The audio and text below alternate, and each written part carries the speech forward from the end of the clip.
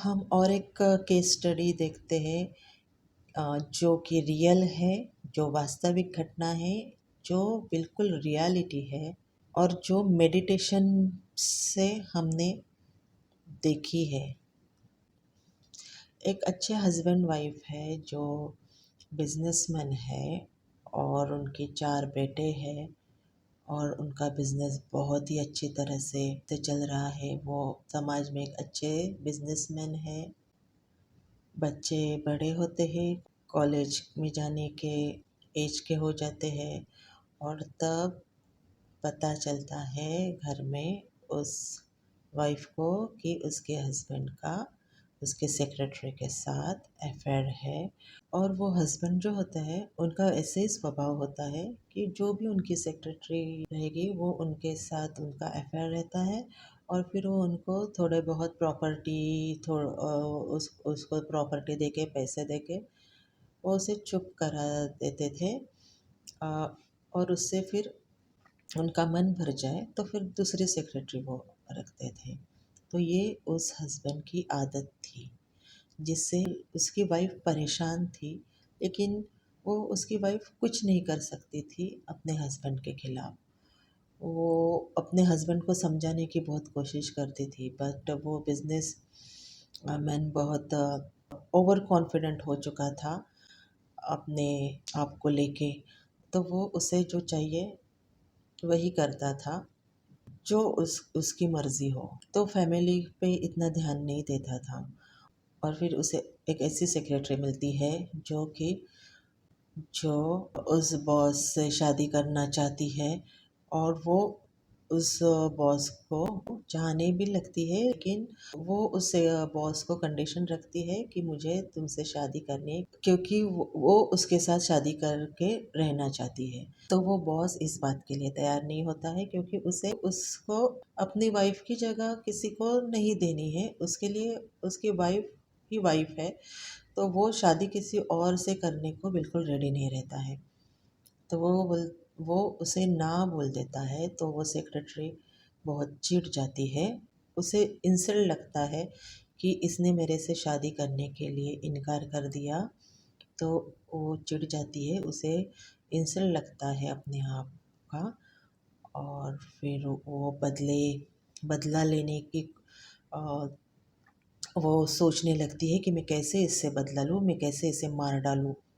वो सोचती है मैं अब इसे मार डालूँगी। वो इस तरह के थॉट्स उसे आने लगते हैं। घर में तब तक सबको पता चलता है, वो 4 बेटों को और उनकी मॉम को, कि हमारे डैडी उस सेक्रेटरी से पीछा छुड़ाने के लिए उसको अब कुछ ना कुछ प्रॉपर्टी से देंगे, हमारे पैसे देंगे, हमारी प्रॉपर्टी जो ऑलरेडी उसने दी है और उसे प्रॉपर्टी देके उसे चुप कराएंगे। वो जो छोटा लड़का बेटा होता है उस बिजनेसमैन का, तो वो इस बात से बिल्कुल तंग आता है कि ये हर टाइम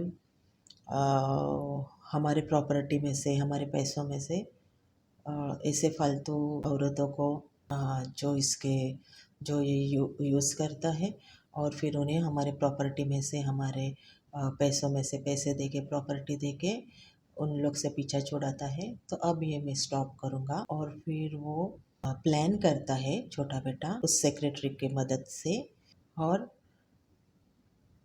फिर अपने ही डैड के सारी प्रॉपर्टी वो दोनों मिलके कुछ ऐसे प्लान करते हैं कि वो छोटा बेटा और वो सेक्रेटरी मिलके उस बॉस की, उस हस्बैंड की, जो वो लेडी का हस्बैंड होता है, उस हस्बैंड की, उस बॉस की सारी प्रॉपर्टी अपने नाम पे कर लेता है और उसमें से थोड़ा हिस्सा उस सेक्रेटरी को दे देता है, ये सोच के कि अब ये सारी प्रॉपर्टी मेरी हो गई है।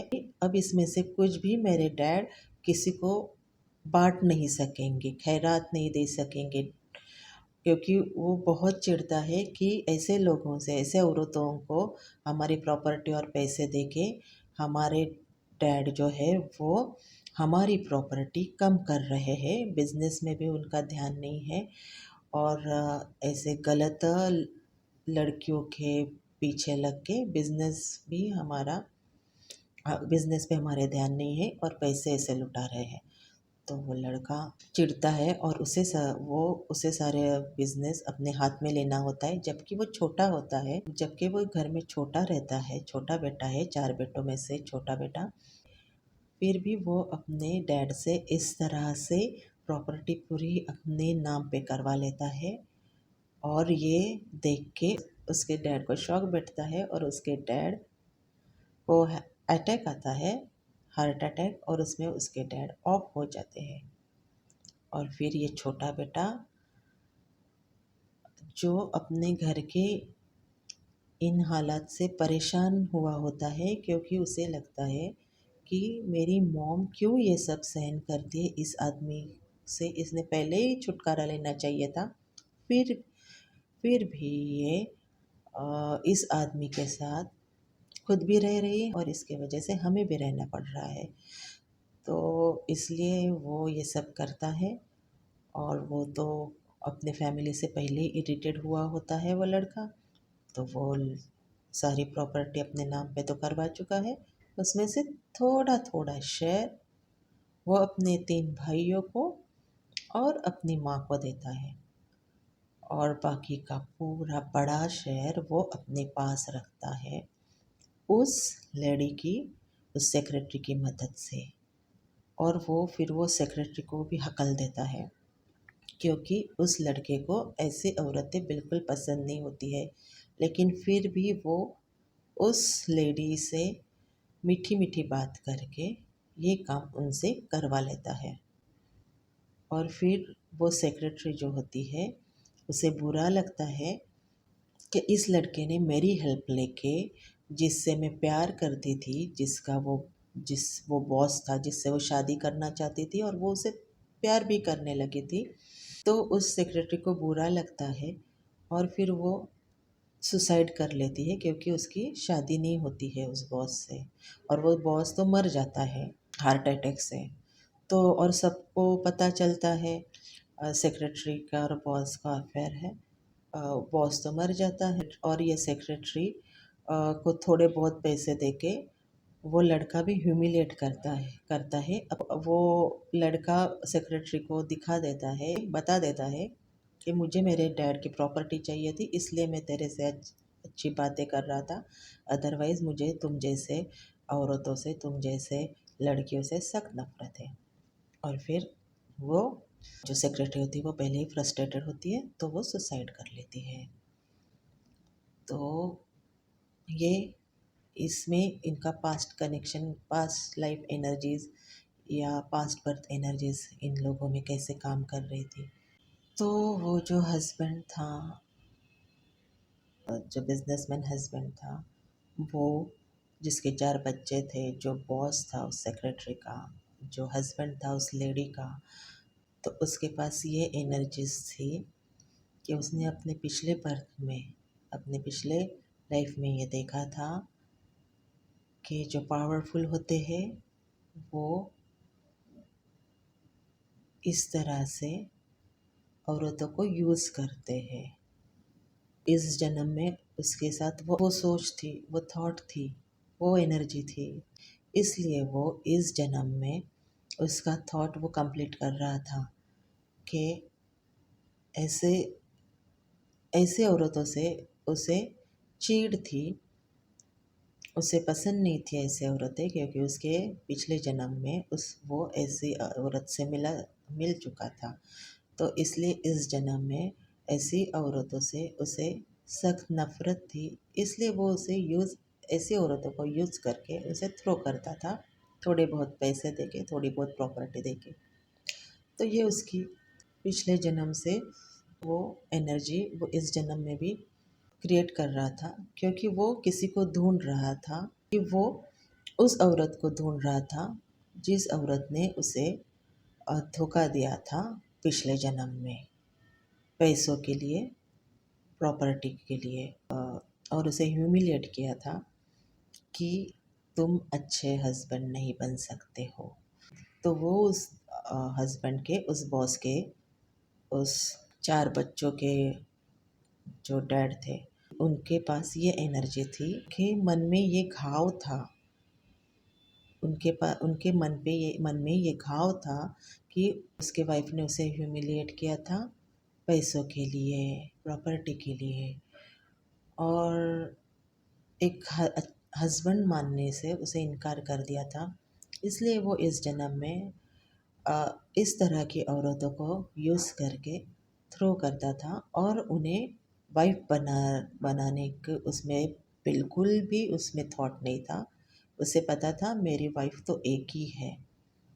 उसे पता था मेरी वाइफ बहुत अच्छी है और मेरी वाइफ सबसे बेस्ट है। लेकिन ऐसी टाइप की औरतों से बदला लेने के लिए वो ये सब करता था, क्योंकि उसके पास वो पास्ट एनर्जीज थी उस टाइप की।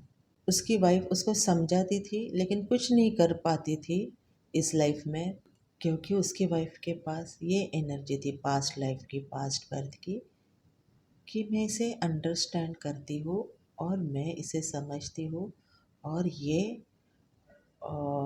जिसे ढूंढ रहा है उसे ढूंढने की जो कोशिश कर रहा है, मैं इसमें इसको साथ दूंगी जो मैंने इसे इसके पास लाइफ में प्रॉमिस किया था।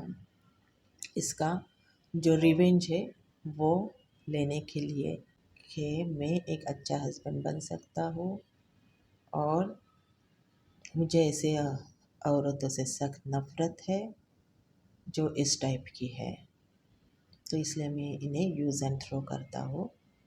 तो इसलिए वो उसे बहुत समझाने की कोशिश करती थी, लेकिन वो उसके साथ ही रहती थी, क्योंकि उसके सोल को पता था, उस लेडी के सोल को, उस हस्बैंड के वाइफ के सोल को पता था कि वो दोनों एक साथ क्यों है। इसलिए है क्योंकि उन्होंने में पास्ट लाइफ में जब उन्होंने शरीर छोड़ा था तो उन्होंने एक दूसरे से ये वादा किया था कि इस टाइप के लोगों को हम बता देंगे कि करेक्ट कैसे रहना चाहिए। तो इसलिए वो वाइफ भी उसे समझाने के सिवा और कुछ नहीं कर सकती थी, और वो चुपचाप उसे वो सहन करना ही पड़ रहा था, क्योंकि वो उसका ही थॉट था कि मैं इसे हेल्प करूँगी। इसका जो थॉट है एक अच्छा हस्बैंड बन के दिखाना, और उस लेडी को दिखा देना जिसने उसके पिछले जन्म में उसे ह्यूमिलिएट किया था, उस लेडी को दिखा देना कि एक अच्छा हस्बैंड, एक अच्छा घर संसार कैसे होता है। ये सब देख के जो इन बेटों ने थॉट्स क्रिएट किए थे, तो ये 3 बेटे तो बहुत अच्छे थे जो अपने मॉम को समझ सकते थे, और जो अपने मॉम को लव करते थे, जो अपने डैड को समझ देख रहे थे, लेकिन वो अपने मॉम से बहुत प्यार करते थे, डैड से भी प्यार करते थे। और मॉम अगर डैड को समझ रही है तो हमें भी समझना चाहिए, ऐसे सोच के वो अपने आप पे उन्होंने इतना इफ़ेक्ट नहीं होने दिया जितना कि छोटे लड़के के ऊपर ये इफ़ेक्ट हुआ। और वो छोटे लड़के ने अपनी फैमिली से फ्रॉड किया इन लोगों से दूर जाने के लिए, और वो कामयाब भी हुआ उस लाइफ में, वो सक्सेसफुल भी हुआ उस सेक्रेटरी की मदद से। और फिर इस वजह से वो ओवर कॉन्फिडेंट भी हुआ कि मैं कुछ भी कर सकता हूँ, जो उसके डैड में ओवर कॉन्फिडेंस था वैसे ही इस लड़के में भी आया कि मैं कुछ भी कर सकता हूँ। और फिर वो अपने मॉम से, अपने तीनों भाई से अलग दूर रहने लगा, और उसके डैड तो हार्ट अटैक से एक्सपायर्ड हुए थे। वो सेक्रेटरी ने भी सुसाइड कर लिया था। और फिर ये लड़का खुश था, कॉन्फिडेंट था कि लाइफ में मैं कुछ भी कर सकता हूँ। तो उसका कनेक्शन इस करंट प्रेजेंट लाइफ में, अब इस कनेक्टेड लाइफ में, ये लाइफ उस लाइफ से कनेक्टेड है, तो उसका असर इस लाइफ पे उन लोगों के ऐसे हो रहा है कि वो जो लड़का था जिसने सब कुछ छीन लिया था अपने मॉम, डैड और भाइयों से, वो लड़का आज इस जन्म में अपने दो बड़े भाइयों को, जो बड़े भाई स्ट्रगल कर रहे हैं अपने लाइफ में, कुछ ना कुछ करने की कोशिश कर रहे हैं बट उनको सक्सेस नहीं मिलता है काम करके पैसे कमाने के, क्योंकि ये छोटे भाई की रिस्पॉन्सिबिलिटी है इस जन्म में, जो उसने उस जन्म में अपने भाइयों का छीना था। तो इस जन्म में अब उसके दो भाई हैं जो उससे बड़े हैं, उसके डैड है, उसके मॉम है, जिन्हें वो खुद पैसे कमा के उनको, फैमिली को, पूरी फैमिली की रिस्पॉन्सिबिलिटी अपने कंधे पे लेके, अपने सर पे लेके वो पूरी फैमिली को संभाल रहा है, क्योंकि उस घर में वो एक ही है जो भाइयों में, डैड में जो एक ही है जो अच्छा खासा इनकम उससे मिल रहा है। तो वो अपनी पूरी फैमिली इस जन्म में संभाल रहा है, इस जन्म में वो संभाल रहा है अपनी पूरी फैमिली। और न जाने कितने जन्मों से वो ये सेम लेवल कर रहा है कि अपने फैमिली को संभालना, और पूरी फैमिली की रिस्पॉन्सिबिलिटी उस पे आ रही है न जाने कितने जन्मों से, क्योंकि उसने उस जन्म में ये नाइंसाफ़ी की थी अपने भाई से और अपने मॉम से, कि उनका सारा छीन के खुद ले लिया था उनको थोड़ा थोड़ा दे के। इस जन्म में भी उसके पास वही एनर्जी है, इसलिए वो इस जन्म में कमा तो ले रहा है अच्छा खासा, लेकिन उस पे ये रिस्पॉन्सिबिलिटी है कि उस जन्म में उसने ये इर्रिस्पॉन्सिबल काम उसने किया था कि अपनी मॉम को और अपने भाइयों को अपने से दूर रह के अकेला खुद एंजॉय कर रहा था लाइफ। तो वो इस जन्म में उसको, वो इस तरह से वो अब कंप्लीट कर रहा है, न्यूट्रल करने की कोशिश कर रहा है अपनी पूरी फैमिली को संभाल के। तो अब उसे इस जन्म में भी उसे ये है कि मैं अपनी पूरी फैमिली संभाल रहा हूँ, क्योंकि ये उसका थॉट है, ये उसका एरोगेंस है जो पिछले जन्म से उसके साथ है। लेकिन उसने एरोगेंट न होते हुए अपनी फैमिली को मैं क्यों संभाल रहा हूँ, ये समझ के प्यार से और पूरे दिल से ये रिस्पॉन्सिबिलिटी कंप्लीट उसे करनी होगी। न जाने कितने सारे जन्म वो उसने लिए, न जाने कितने सारे जन्मों से वो ये सेम लेवल कर रहा है, जो बैलेंस करने के लिए ये सेम लेवल पे वो न जाने कितने जन्मों से है। ये सेम टाइप की सिचुएशंस वो न जाने कितने जन्मों से फेस कर रहा है। सेम टाइम की सिचुएशन या सेम और similar to this type of situations वो फेस कर रहा है न जाने कितने जन्मों से। वो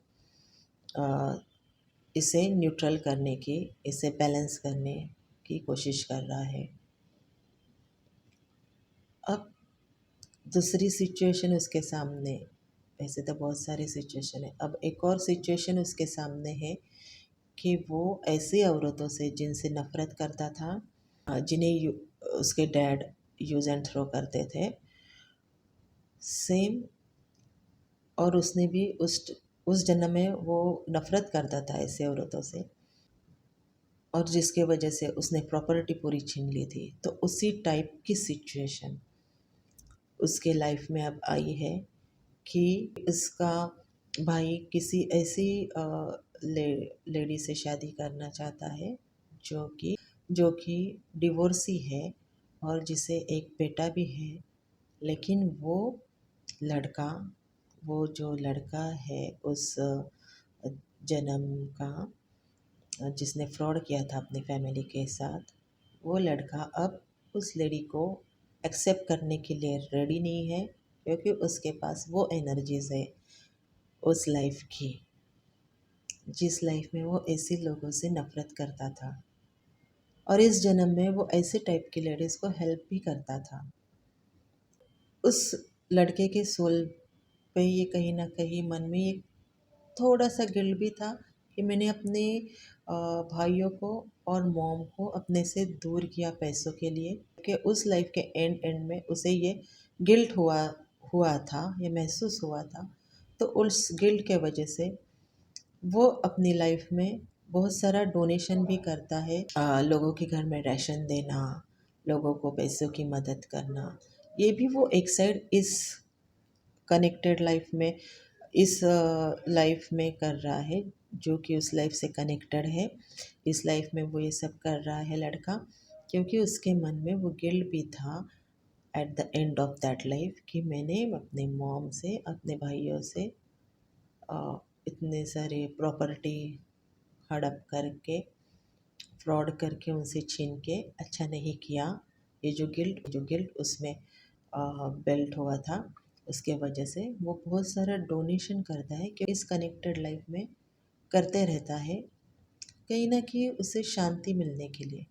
बट उसे तब तक ये शांति नहीं मिलेगी, उसे कितनी भी डोनेशन करने दो या किसी को भी डोनेशन करने दो, लेकिन उसे तब ये उसके सोल को ये शांति मिलेगी या तब ये बैलेंस होगा, तब उसे ये सेटिस्फेक्शन मिलेगा जब वो अपने रियल ब्रदर्स को, उस लाइफ के, कनेक्टेड लाइफ के, और उस रियल मोम को, और इस उस डैड से जिसने उसने फ्रॉड किया था, जब जब वो उन्हें ट्रू लव देगा, एज अ सन जो true love, as a brother जो ट्रू लव उसने देना चाहिए, वो जब उन्हें वो एनर्जीज देगा, और उसके मन में जो फ्रॉड के विचार थे, जो फ्रॉड उसने किए थे, उसका जो, उसके लिए वो उनसे क्षमा कर मांगेगा, माफ़ी मांगेगा, और उन्हें वो रिटर्न भी देगा, फिर वो न्यूट्रल हो जाएंगे।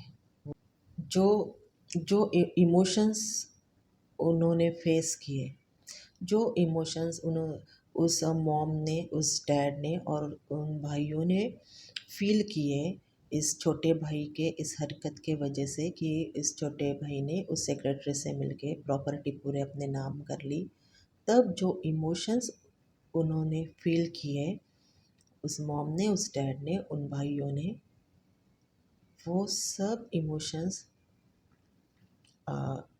इस लड़के को अभी फील फेस करने होंगे सिचुएशंस के रूप में। और जब वो उस मॉम डैड को, उन भाइयों को, जब वो रियल इमोशंस देगा लव के, ट्रू लव के, और ट्रू विश्वास के,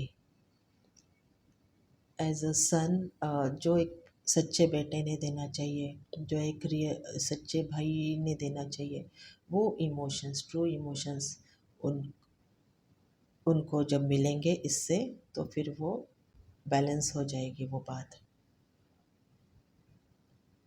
तो जब अब इस लड़के के सामने ये सिचुएशन आई है कि अपने भाई को जिससे शादी करनी है, अब उसका सोल उसे एक्सेप्ट करना, उसे अपनी प्रॉपर्टी देना, क्योंकि उसे वो सब इमोशंस फेस करने ही है, जो इमोशंस उसने अपने भाइयों को, अपने मॉम डैड को दिए थे। और उसे ट्रू लव भी देना है अपने बड़े भाई को और उसकी गर्लफ्रेंड को। उसे ट्रू ट्रू लव और रिस्पेक्ट देना ही होगा एज अ छोटा भाई। तो इसलिए सिचुएशंस ऐसे हमारे सामने आती है, तो इसलिए हमारे थॉट्स ऐसे सिचुएशंस बन के हमारे सामने आती है, और उसमें फिर हमारे पास्ट लाइफ एनर्जीज ऐसे हमसे गेम करवा लेती है, ऐसे हमसे काम करवा लेती है। तो इसलिए हमें पास्ट एनर्जीज में नहीं रहना चाहिए, हमें प्रेजेंट में जो करेक्ट है वो करना चाहिए। तो प्रेजेंट में ये करेक्ट है, एज अ छोटा ब्रदर उसे अपने भाई भाई से ट्रू लव के खातिर उसे अपने भाई को खुशी देनी चाहिए, और उसे एक्सेप्ट करना चाहिए अपने भाई को, जिससे शादी करनी है उस लेडी को भी रिस्पेक्ट देना चाहिए, एज अ, अगर वो उसकी बड़ी भाभी होती है या अपने भाई की वो गर्लफ्रेंड भी है तो। और उन्हें उनका जो भी हक है वो देना चाहिए। ये उसका रोल है प्रेजेंट में। लेकिन वो क्या कर रहा है, वो अपोज कर रहा है। इसलिए अपोज कर रहा है क्योंकि उसके पास वो पास्ट एनर्जीज है, पास्ट लाइफ की एनर्जीज है इस लाइफ में, उस कनेक्टेड लाइफ में इसने इस तरह से अपने थॉट्स क्रिएट किए थे। तो अब वो थॉट्स तब न्यूट्रल हो गए, तब बैलेंस हो गए, जब वो उन रियल मॉम डैड को और ब्रदर्स को उनका जो रियल हक है, जो रियल ट्रू लव इसने देना चाहिए था, जब तक वो उन तक वो पहुंचाता नहीं है, तब तक वो इसी टाइप के, इसी तरह के सिचुएशंस अपने लाइफ में फेस करता रहेगा। ये हमें हमेशा करेक्ट रहना है, हमें दूसरों की लाइफ में इंटरफेयर नहीं करना है, हमें उन्हें सही रास्ता दिखाना चाहिए करेक्ट वे से। तो सही रास्ता कैसे दिखाना है? तो सही रास्ता होता है कि हमें सबको खुशियाँ बांटनी है, हमें सबको खुशियाँ बांटनी है करेक्ट वे में। हमें किसी को नुकसान देके, किसी को नुकसान करके हमें खुश नहीं रहना चाहिए। हमें ट्रू खुश रहना चाहिए, ट्रू खुशियाँ बांट के। किसी को यूज़ करके हमें खुश नहीं रहना चाहिए, क्योंकि वो न्यूट्रल करने के लिए हमें बहुत सारे सेम टाइप के सिचुएशंस फेस करनी पड़ती है। और फिर जब तक हम करेक्ट सोच सोच करके, हम पॉजिटिव सोच करके उस सिचुएशन को न्यूट्रल नहीं करते हैं या बैलेंस नहीं करते, तब तक उस टाइप की सिचुएशन हमारे सामने आती ही रहती है। और उसके लिए न जाने हम कितने सारे लाइफ लेते हैं, और फिर हम अ, इन सब बातों को एंजॉय भी तो नहीं करते हैं। फिर हम भगवान से यही मांगते रहते हैं कि हे भगवान, मुझे मेरे लाइफ में इतनी परेशानी क्यों है? हे भगवान, मेरे साथ ही ऐसा क्यों है? हे भगवान, मुझे खुशियाँ दे दो। हे भगवान, अब मुझे खुश करो। मेरी लाइफ में इतनी सारी परेशानी क्यों है? क्या तुम्हें मैं ही दिखता हूँ और जो बार बार मेरे सामने परेशानी ला के रखते हो? तो इस तरह की जो बातें हैं वो इसलिए है हमारे लाइफ में क्योंकि हमने खुद ने वो क्रिएट किए हुए हैं। तो हमें वो सब छोड़ देना चाहिए और हमें खुशी में रहना चाहिए, खुश रहना चाहिए, और दूसरों को भी खुशियाँ देनी चाहिए। खुश ट्रू इमोशंस खुशी के देने चाहिए, जिससे कि हम हमेशा खुश रहेंगे और दूसरे भी ऑटोमेटिक खुश रहेंगे। किसी को हर्ट करके, किसी को तकलीफ़ देके, किसी का कुछ छीन के, किसी का प्यार छीन के, किसी के पैसे छीन के, अ, किसी के रिलेशंस ब्रेक करके हमें खुशियाँ तो मिलती ही नहीं है, बट उस लेवल में हम न जाने कितने सालों तक, कितने वर्षों तक हम, कितने जन्मों तक हम दुखी ही रहते हैं। और उसका एंड करने के लिए न जाने क्या क्या हमें फेस करना पड़ता है। तो जब अब हम मेडिटेशन करके ये सब बातें जानने लगते हैं, जब हमारे सामने हमारी लाइफ सारी ओपन हो जाती है, हमारे साथ साथ हमारे सारे आजू बाजू के लोगों की भी लाइफ हमारे सामने जब ओपन होती है मेडिटेशन थ्रू, तो हमें पता चलता है कि लाइफ में हमें करेक्ट कैसे रहना है। तो लाइफ में करेक्ट रहने के लिए पहले करेक्ट सोच रखो, करेक्ट बिहेवियर रखो, तो सब करेक्ट करेक्ट करेक्ट ही होगा। बहुत इजी है लाइफ को अपने तरह से अच्छे तरीके से जीना। और और हमारे लाइफ में जो भी होता है वो हमारे कनेक्टेड लाइफ का उससे कनेक्शन है, होता ही है। जो भी आज हमारे लाइफ में हो रहा है, जो भी हमारे लाइफ में होता है, जो भी सिचुएशंस हमारे लाइफ में आती है, वो बहुत सारी सिचुएशंस हमारी ये इस लाइफ में हमारे कनेक्टेड लाइफ से आती है, जो लाइफ हम ऑलरेडी बिता चुके हैं, but unresolved situation, unresolved issues होते हैं जो हमने वही छोड़ के आए हुए हैं। कोशिश करनी चाहिए कि हम ज़्यादा से ज़्यादा करेक्ट कैसे रहेंगे। पॉजिटिव कैसे रहेंगे, पॉजिटिव बन के रहेंगे तो हर बात करेक्ट करेक्ट करेक्ट ही होगी। बहुत इजी है लाइफ को अपने तरीके से जीना, पॉजिटिव जीना, हैप्पी जीना।